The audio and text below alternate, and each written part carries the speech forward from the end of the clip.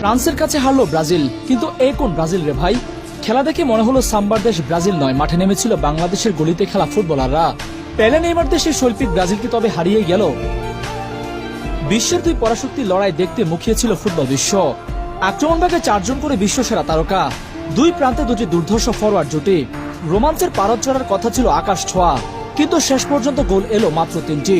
আর ম্যাচের নাম লিখল ফ্রান্স, 2-1 গোলে উড়িয়ে দিল ব্রাজিলের জয়রথ। ম্যাচের শেষে ব্রাজিল কোচ কার্লো আনচেলত্তি বলেছেন তিনি অর্ধেক সন্তুষ্ট।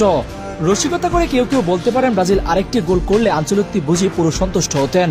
না মানে 1 গোলে যেহেতু অর্ধেক সন্তুষ্ট, 2 গোলে তাহলে পুরো, আর ম্যাচটাও তাতে ড্র হতো। কিন্তু বাস্তবতা হলো সেটা হয়নি।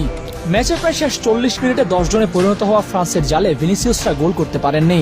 তাতে ম্যাচটি হেরে ফ্রান্সের বিপক্ষে নিরপেক্ষ ভেন্যুতে 1958 বিশ্বকাপ সেমিফাইনালের পর জয়বঞ্চিত থাকার ধারাও ভাঙতে পারল না ব্রাজিল। বিশ্বকাপের আগে ব্রাজিলের এমন পারফরমেন্সে অবশ্যই আনচেলত্তির কপালে দুশ্চিন্তার ভাঁজ উকি দেবে। তবে সাংবাদিকদের সামনে সেটা তেমন একটা বুঝতে দেননি আনচেলত্তি। ম্যাচ হারলে কেউই খুশি হন না, তাই বলতে পারেন এই ফলে আমি অর্ধেক সন্তুষ্ট। সামনে এখনো দীর্ঘ পথ, তবে ইতিবাচক থাকার মতো কারণও আছে। আনচেলত্তি মনে করেন তার খেলোয়াড়রা ম্যাচের শেষ পর্যন্ত লড়াই করেছেন, কিছু ভালো সুযোগও তৈরি করা গেছে। সমস্যা হয়ে দাঁড়ায় নিজেদের অর্থ থেকে খেলাটা তার শিষ্যরা ভালোভাবে তৈরি করতে পারেননি। ফ্রান্সের প্রতি আক্রমণ ঠেকাতেও ভুগেছেন। তবুও দল শেষ পর্যন্ত লড়াই করায় এই অর্ধেক সন্তুষ্টির ম্যাচেও নিজের ইতিবাচক থাকার জায়গাগুলো দেখিয়ে দেন আনচেলত্তি। আমার মনে হয় আজকের ম্যাচটি একটা বিষয় পরিষ্কার করে দিয়েছে, আমরা বিশ্বের সেরা দলগুলোর সঙ্গে পাল্লা দেওয়ার ক্ষমতা রাখি। এ নিয়ে আমার মনে কোনো সন্দেহ নেই। আজকের ম্যাচে আমরা একটি শক্তিশালী ও মানসম্পন্ন দলের বিপক্ষে খেলেছি এবং জয়ের জন্য শেষ মুহূর্ত পর্যন্ত লড়াই করেছি। আমি বিশ্বাস করি সবটুকু শক্তি দিয়েই আমরা বিশ্বকাপ জয়ে লড়াই করব।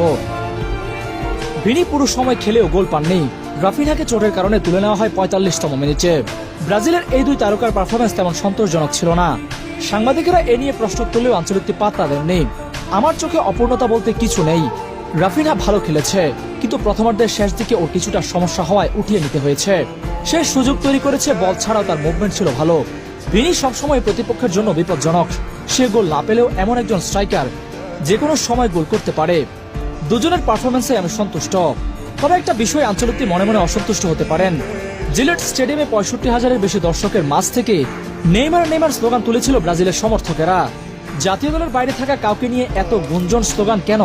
সেই বিরক্তিটা পরোক্ষভাবে ধরা পড়ল আনচেলত্তির কথায়। এখন আমাদের শুধু তাদের বিষয় নিয়ে কথা বলা উচিত, যারা দলে আছে এবং খেলছে। তাদের অর্জনে আমাদের মনোযোগ দেওয়া প্রয়োজন এবং ক্রোয়েশিয়ার বিপক্ষে পরের ম্যাচের প্রস্তুতি নিতে হবে। এখন দেখা যাক এই হার থেকে শিক্ষা নিয়ে পরবর্তী ম্যাচের জন্য কেমন প্রস্তুতি নেয় কার্লো আনচেলত্তি। তবে ব্রাজিলের শৈল্পিক ফুটবল দেখার অপেক্ষা আবারও দীর্ঘায়িত হচ্ছে ভক্তদের জন্য।